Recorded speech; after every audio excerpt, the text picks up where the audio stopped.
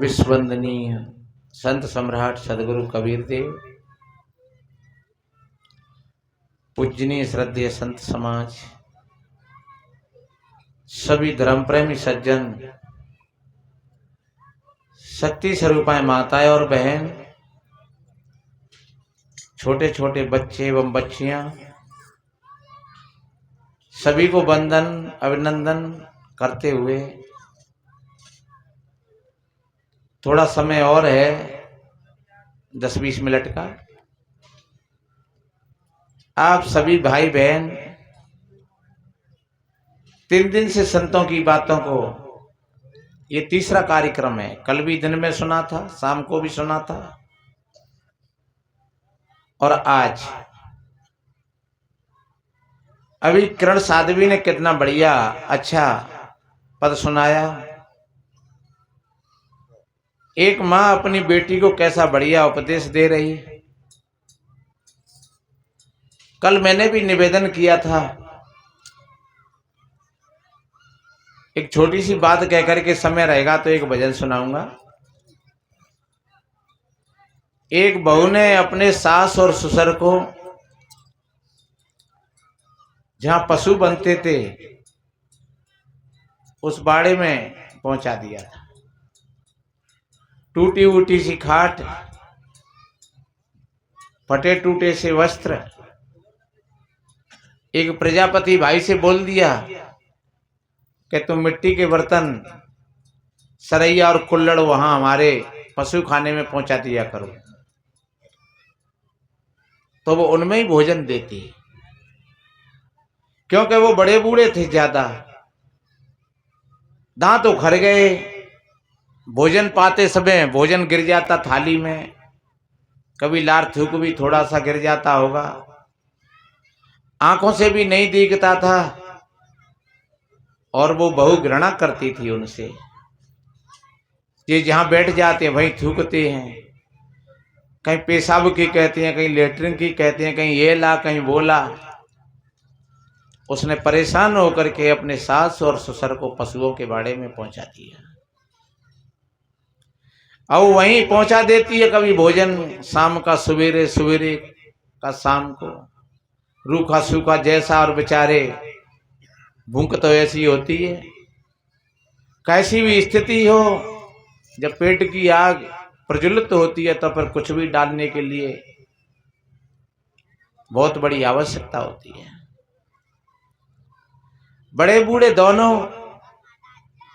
और जाते कहां, वहीं उन बर्तनों को फेंक देते भोजन पा करके। कौन मांजे साफ करे।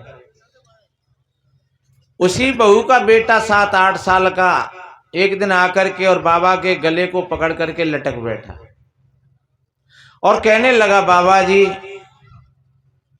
तुम इन मिट्टी के बर्तनों में भोजन क्यों पाते हो। बाबा ने कहा, बेटा तेरी मम्मी की मर्जी है, अब हम कहाँ जाएं। हमारे पास में जो जमीन थी, घर था, मकान, जो कुछ था वो तो तुमने ले लिया सब। अब तो तेरी मम्मी हमको जैसा देगी भोजन, जैसे तुम रखोगे और उसी तरीका से हमको रहना पड़ेगा।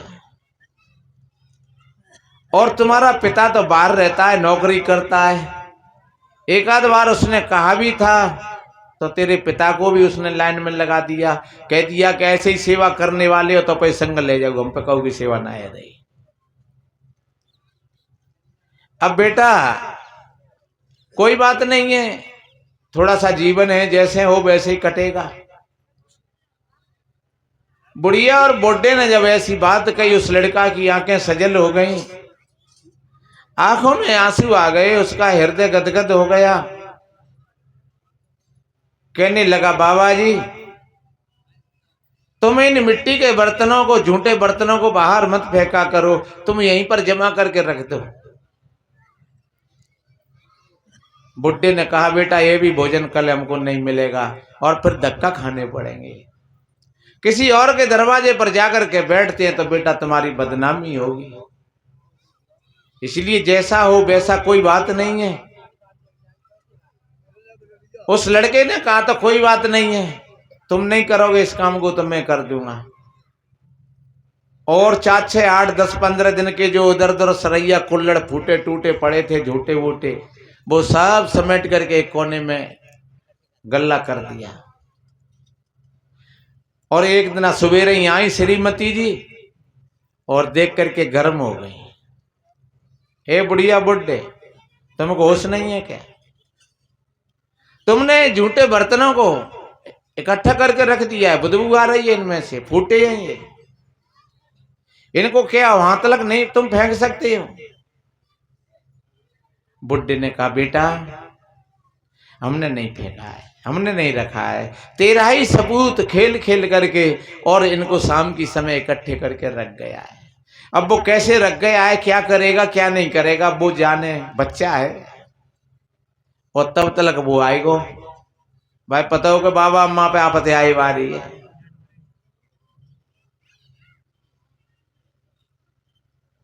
उस देवी ने कहा क्यों रे, इन फूटे मिट्टी के बर्तनों को, झूठे बर्तनों को यहाँ तूने जमा करके रख दिया है? बोले हाँ मम्मी हमने रख दिया है। तूने क्यों रख दिया है? बोले मम्मी हमने इसलिए रख दिया है कि अब हम बड़े हो रहे हैं। हाँ तो के बड़ा हो रहा है तो फिर क्या है, बड़ा तो होगा ही और का बच्चा ही बना रहेगा।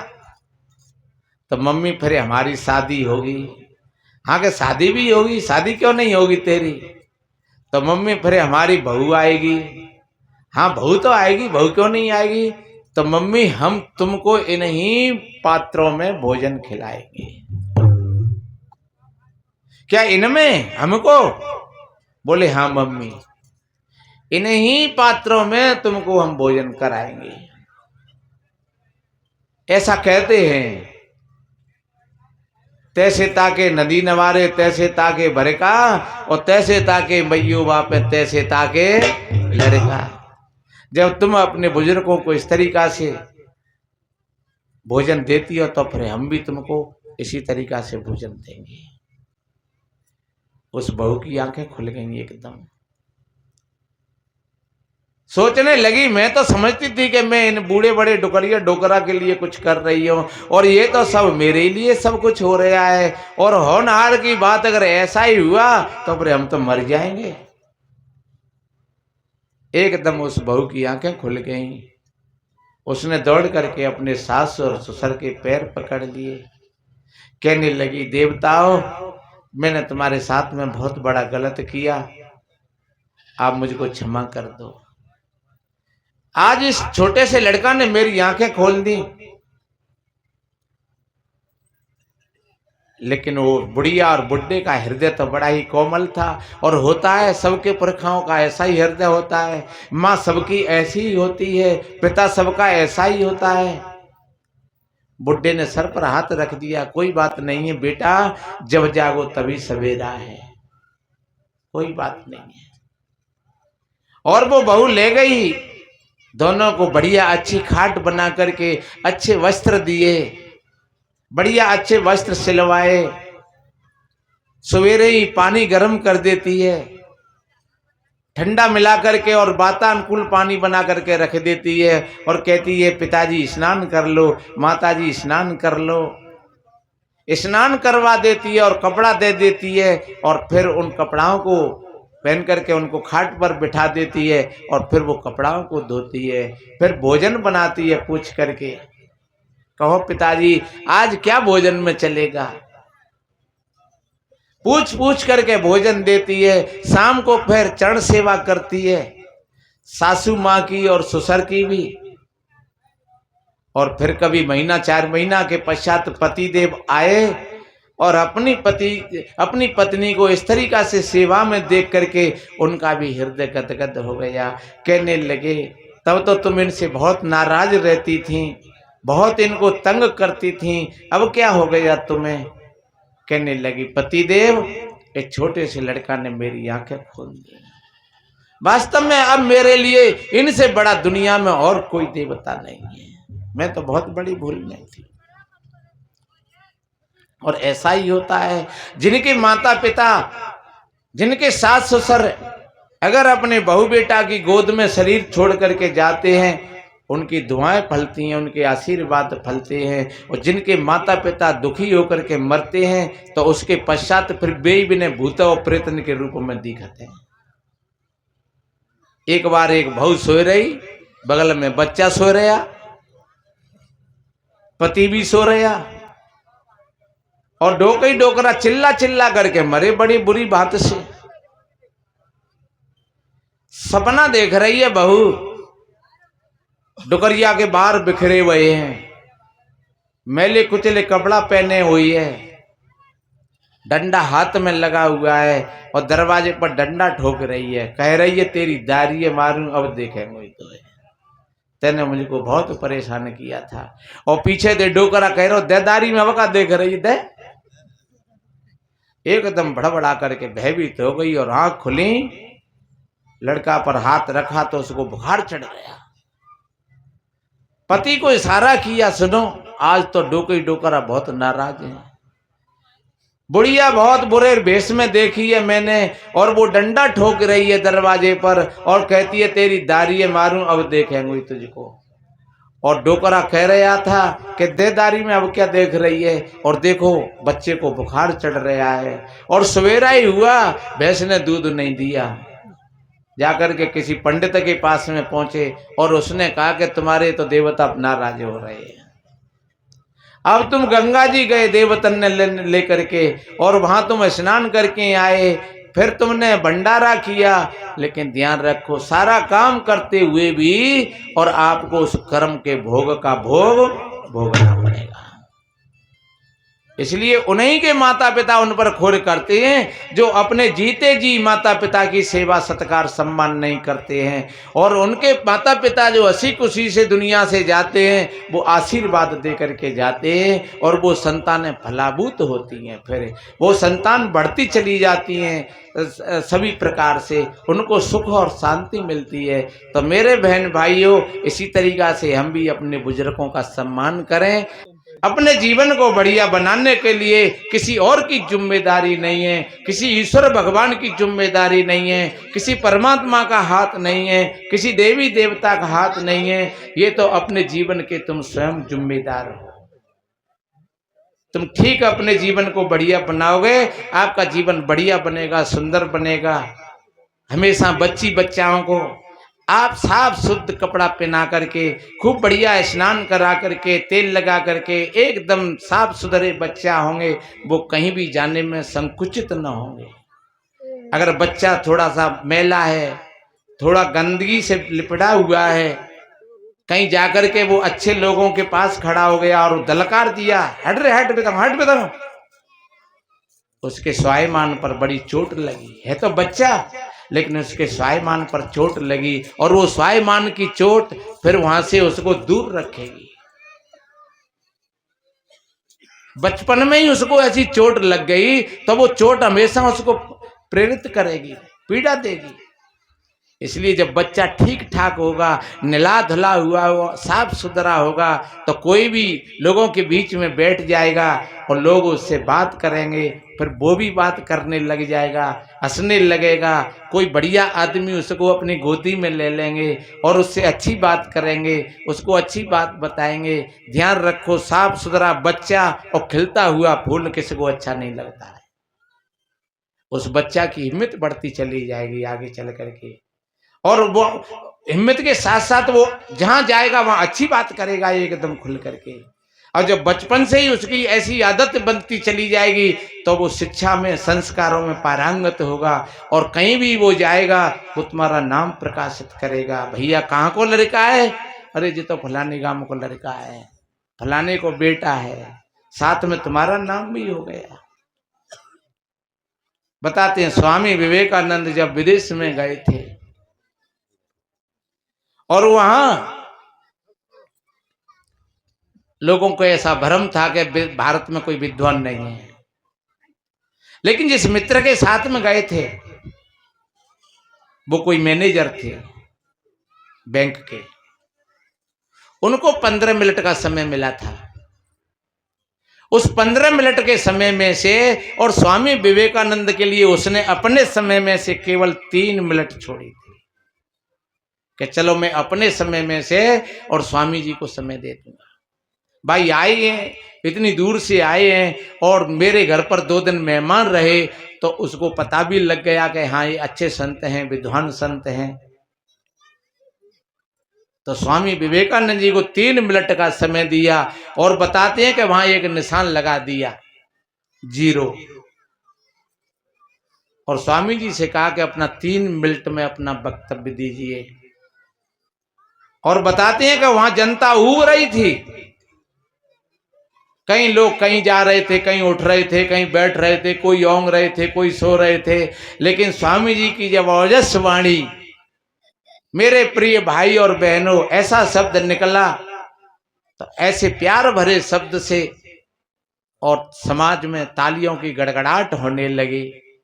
उनका मनोबल और जागृत हुआ, उन्होंने अपनी चर्चा प्रारंभ की। तो बताते हैं कि 3 मिनट के समय में 3 घंटा बोलते रहे और समाज में बड़ी एकदम खुशहाली, एकदम सबके चेहरा खिल गए। लोग कहते थे कि भारत में तो कोई विद्वान है ही नहीं ऐसा।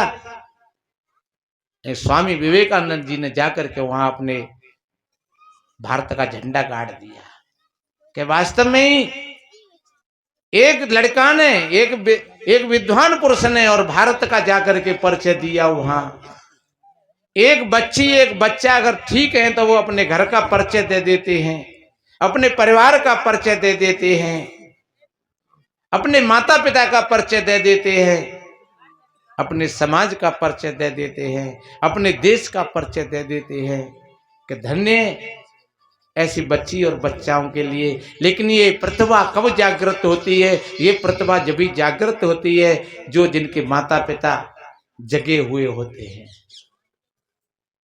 अपने बच्ची बच्चाओं को एक देव स्वरूप मान करके ही और उनको उसी तरीका से संस्कार दें। चाहे भले ही आप अपना टूटा फूटा पहन लो, रूखा सूखा खा लो, घर में कोई बात नहीं है, तुम्हारे घर में तुम्हें कोई देखने के लिए नहीं जा रहा है, लेकिन आपके छोटे छोटे बच्चे, चाहे वो 3 साल का है, 5 साल का है, चाहे दिन में 2 बार पोशाक बदलनी पड़े, 3 बार बदलनी पड़े, लेकिन बच्चा को बढ़िया स्टैंडर्ड बना करके रखिए और अच्छी बात बताइए, तो वो आपका बच्चा आगे चल करके और आपका नाम प्रकाशित करेगा, दुनिया में सुख बांटेगा, शांति बांटेगा। वो बच्चा भी देव स्वरूप है। इसको संस्कार कहते हैं, शिक्षा कहते हैं। सज्जनों, बड़े बूढ़ों की सेवा, वो देवता है तुम्हारे। पति के लिए पत्नी देवी है और पत्नी के लिए पति देवता है। एक ने कही एक ने मानी तो 2 ज्ञानी, और एक ने कही एक ने नहीं मानी तो दोनों अज्ञानी। पत्नी ने अगर कोई बात कही तो पति ने मान लिया, और पत्नी ने कोई बात कही तो पति ने मान लिया, और पति ने कोई बात कही तो पत्नी ने मान लिया। हाँ ठीक, बहुत बढ़िया, क्योंकि वो शरीर से 2 हैं, अस्तित्व में एक ही है दोनों। जब से गठबंधन हुआ, जब से शादी होकर के आई, तो शरीर में देखने के लिए वो 2 हैं, अन्यथा विचारों के तल पर वो दोनों एक हो जाए। शादी का अर्थ ही एक साधना है। शादी का अर्थ बंधन नहीं है, एक जीवन की साधना है। एक स्त्री को एक पुरुष की आवश्यकता है, एक पुरुष को एक स्त्री की आवश्यकता है, और जब दोनों का सामंजस्य बनता है सज्जनों, तो फिर एक तीसरी चीज प्रकट होती है जिसको हम रचना कहते हैं। उस रचना में चाहे बेटी हो चाहे बेटा हो, अगर पत्नी फिसलती है तो पति साध लेता है, और पत्नी फिसलती है तो पति साध लेता है। एक एक का पूरक है। लेकिन जब एक एक का दुश्मन बन जाए तो फिर क्या होगा? सज्जनों, वास्तव में एक घर का मालिक है तो एक बाहर का मालिक है। एक घर में अपनी सारी व्यवस्था को ठीक बनाता है तो एक बाहर सारी व्यवस्था को ठीक बनाता है।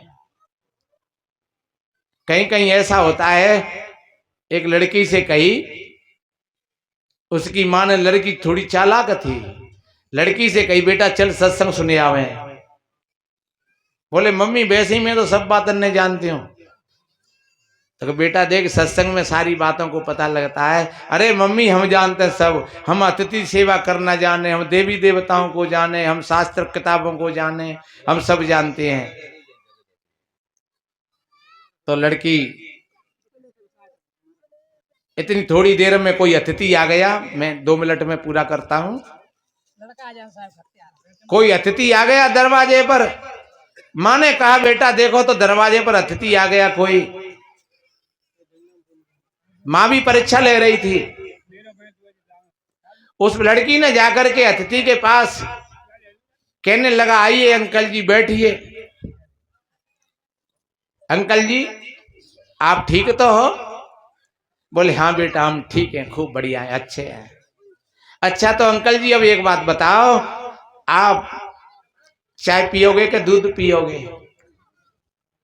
आपके लिए चाय लाएं कि दूध लाएं? अत्ती ने कहा बेटा चाय तो जब दूध नहीं होए, और जब दूध होए तो चाय की कोई जरूरत नहीं है, दूध ले आइयो।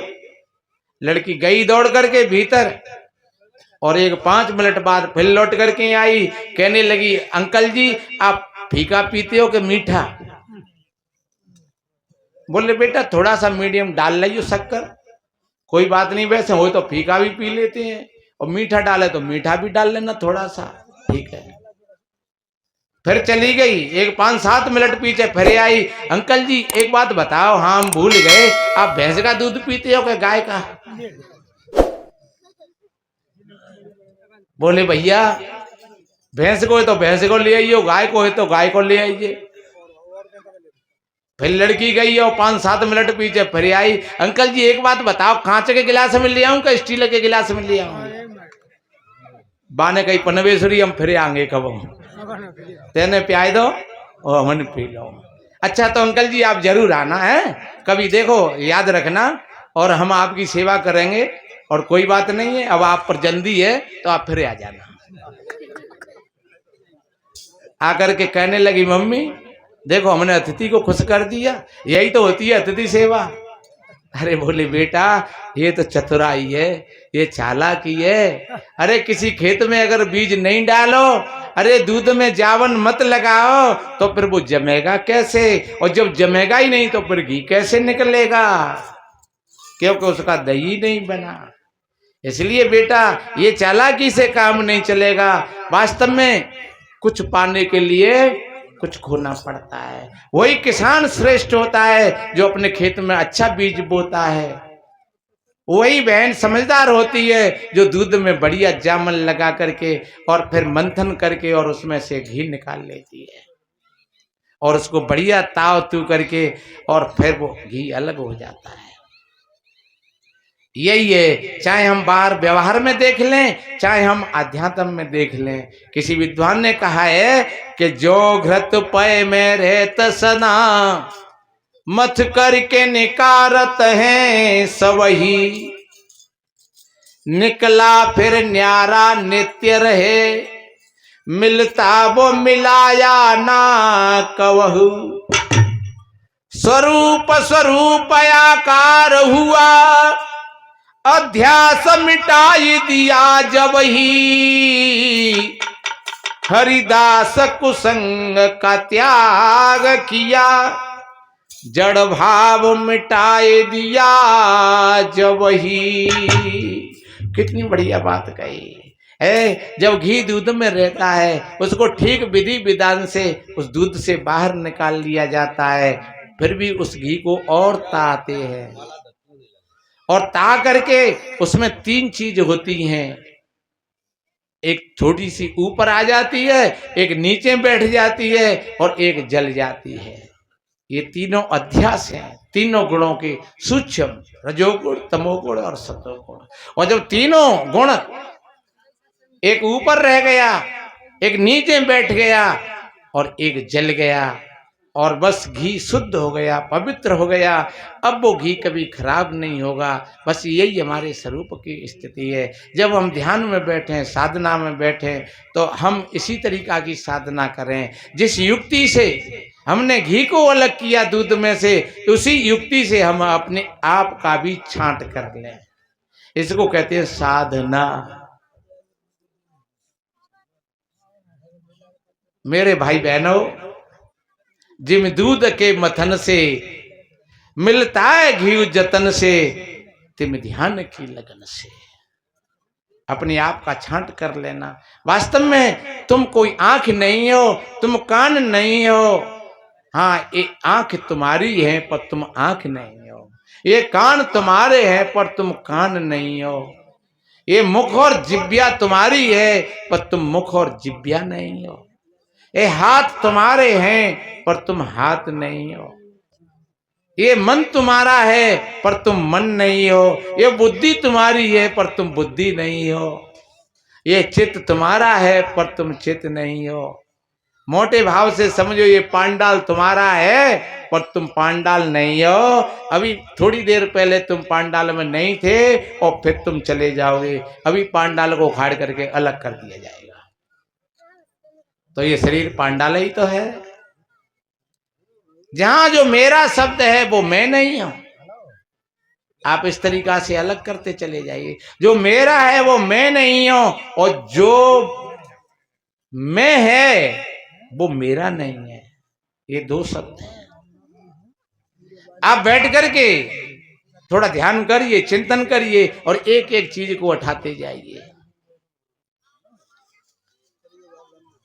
आंख फूट गई या आंख में दर्द हो रहा है, तब भी मेरी आंख खराब हो गई, मेरी आंख में दर्द हो रहा है। मेरे दांत खराब हो गए, मेरे दांतों में दर्द होता है। जिना कहते हो मुंह में दर्द हो रहा है कि मेरे मैं टूटे गो, ये कहता है मेरे दांत टूट गए, मेरे दांतों में दर्द हो रहा है। सज्जनों, एक एक चीज पर घटाते जाइए। जहां जो बाकी फिर जो शेष बचता है वो फिर तुम हो।